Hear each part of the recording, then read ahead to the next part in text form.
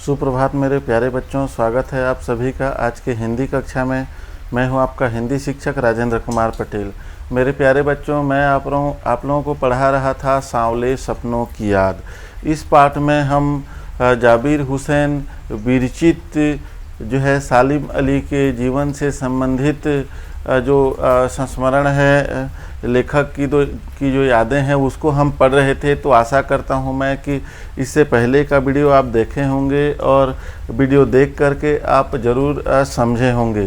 तो मेरे प्यारे बच्चों, आज का जो पाठ है उसको प्रारंभ करने से पूर्व आपको मैं बता दूं कि आप सभी अपने नोट कापी पेन और जो है पाठ्य पुस्तक निकाल लीजिए। तो आइए प्रारंभ करते हैं सांवले सपनों की याद। प्रस्तुत पाठ में आज हम देखेंगे मिथकों की दुनिया में से लेकर के मौत के बाद ही तो उतरी थी, यहाँ तक का जो गद्यांश है उसको आज हम देखेंगे। तो आइए गद्यांश का मैं वाचन करता हूँ, तत्पश्चात आप भी अपने घरों में वाचन कीजिएगा। जैसे मिथकों की दुनिया में उस सवाल का जवाब तलाश करने से पहले एक नज़र कमज़ोर काया वाले उस व्यक्ति पर डाली जाए जिसे हम सालिम अली के नाम से जानते हैं। उम्र तो सती तक पहुंचने में थोड़े ही दिन तो बच रहे थे। संभव है लंबी यात्राओं की थकान ने उनके शरीर को कमज़ोर कर दिया हो और कैंसर जैसी जानलेवा बीमारी उनकी मौत का कारण बनी हो, लेकिन अंतिम समय तक मौत उनकी आँखों से वह रोशनी छीनने में सफल नहीं हुई जो पक्षियों की तलाश और उनकी हिफाजत के प्रति समर्पित थी। सालिम अली की आँखों पर चढ़ी दूरबीन उनकी मौत के बाद ही तो उतरी थी।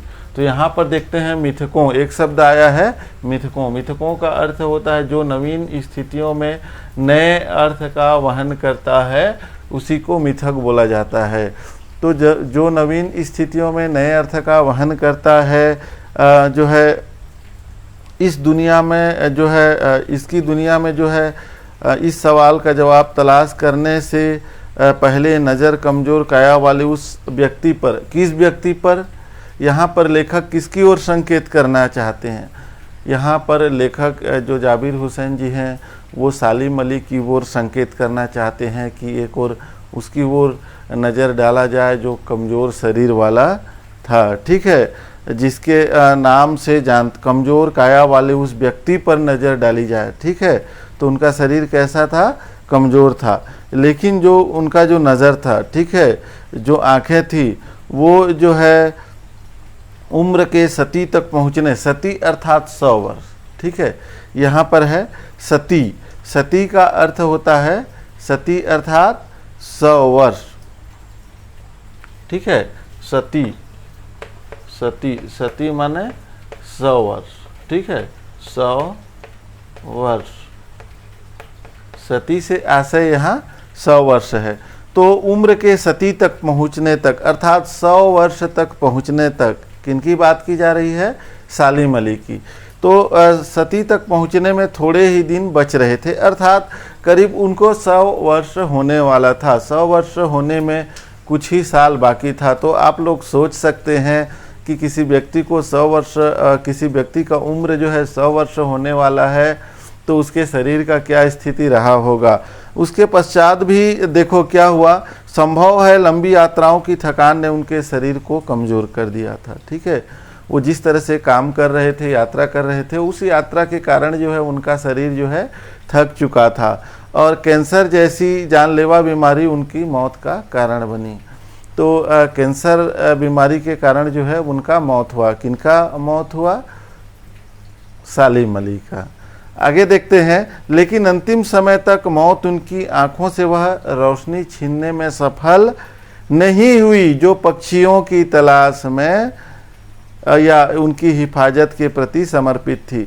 तो यहाँ पर लेखक जाबिर हुसैन जी ये बताना चाहते हैं कि सालिम अली का उम्र जो है करीब 100 साल, सती तक आने के लिए बस पहुँचने के लिए कुछ ही दिन बाकी था। उसके बावजूद भी वे अच्छे से देख सकते थे और वे पक्षियों की हिफाजत, रख रखाव आदि के प्रति वे समर्पित थे। सालिम अली की आंखें पर चढ़ी दूरबीन उनकी मौत के बाद से ही तो उतरी थी।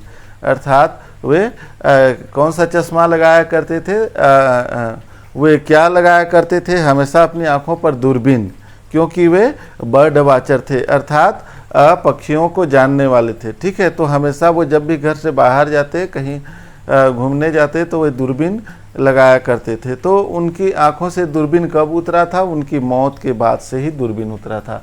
आइए देखते हैं अगला गद्यांश। उन जैसा बर्ड वाचर से लेकर के उनकी सहपाठी रही थीं। यहाँ तक हम इस अंश में देखेंगे। तो आइए देखते हैं ये अंश। उन जैसा बर्ड वाचर शायद ही कोई हुआ हो। ठीक है, बर्ड वाचर अर्थात पक्षियों को जानने वाला। किनके जैसा? सालिम अली के जैसा शायद ही कोई दूसरा पक्षियों को जानने वाला दूसरा कोई व्यक्ति हुआ हो। लेकिन एकांत क्षणों में सालिम अली बिना दूरबीन भी देखे गए हैं। ठीक है, एकांत समय में जब होते तो वो दूरबीन नहीं रखते थे अपने पास। दूर क्षितिज तक फैली, क्षितिज आपके पाठ्य पुस्तक का नाम है क्षितिज। ठीक है, धरती और आसमान का जो मिलन स्थल है उसको बोला जाता है क्षितिज। तो दूर क्षितिज तक फैली जमीन और झुके आसमान को छूने वाली उनकी नज़रों में कुछ ऐसा ही जादू था। उनके नज़रों में कैसा जादू था? ठीक है, बहुत दूर तक देख सकते थे और उनकी नज़र जो थी जो है वो पक्षियों के प्रति बहुत संवेदनशील थी। उनकी रक्षा करना, हिफाजत करना उनका जो है काम था। जो प्रकृति को अपने घेरे में बांध लेता है। सालिम अली उन लोगों में थे जो प्रकृति के प्रभाव में आने की बजाय प्रकृति को अपने प्रभाव में लाने के कायल होते हैं। ठीक है, सालिम अली कैसे थे? वे प्रकृति के प्रभाव में नहीं आते थे, बल्कि उसको खुद उसके प्रभाव में वो खुद जो है ना अपने प्रभाव में वो प्रकृति को लाने की कोशिश करते थे। और उनके लिए प्रकृति में हर तरफ एक हंसती खेलती रहस्य भरी दुनिया पसरी थी। अर्थात उनको ऐसा लगता था कि प्रकृति के हर एक कण कण में जो है हंसी पसरा हुआ है, फैला हुआ है। इस तरह से वो सोचते थे। यह दुनिया उन्होंने बड़ी मेहनत से अपने लिए गढ़ी थी।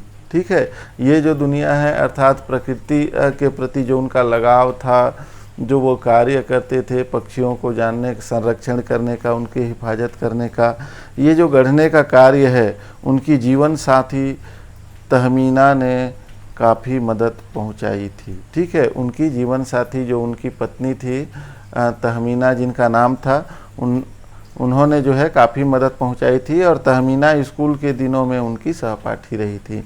अर्थात उनकी जो पत्नी थी स्कूल के दिनों में जो है उनकी सहपाठी, अर्थात उनके साथ में सालिम अली के साथ में पढ़ी थी। तो मेरे प्यारे बच्चों, आज जो दोनों गद्यांश मैंने आपको पढ़ाया हुआ है मिथकों की दुनिया से और उन जैसा बर्ड वाचर, इन दोनों से संबंधित छोटा सा मैं 2 प्रश्न लेकर के आया हूँ, जिसका जवाब आपको मेरा जो व्यक्तिगत व्हाट्सएप नंबर है उसमें देना होगा। पहला सवाल है, सालिम अली की आंखों पर चढ़ी दूरबीन कब उतरी? ठीक है, इसका जवाब आपको लिख करके मेरा जो व्यक्तिगत व्हाट्सएप नंबर है उसमें देना होगा। दूसरा सवाल है, सालिम अली को बर्ड वाचर क्यों बोला गया है? तो इन दोनों सवालों का जवाब आपको लिख करके देना होगा। तो मेरे प्यारे बच्चों, आज का जो कक्षा है आप लोगों को समझ में आया होगा। आप सभी कक्षा में सम्मिलित हुए, उसके लिए आप सभी को धन्यवाद।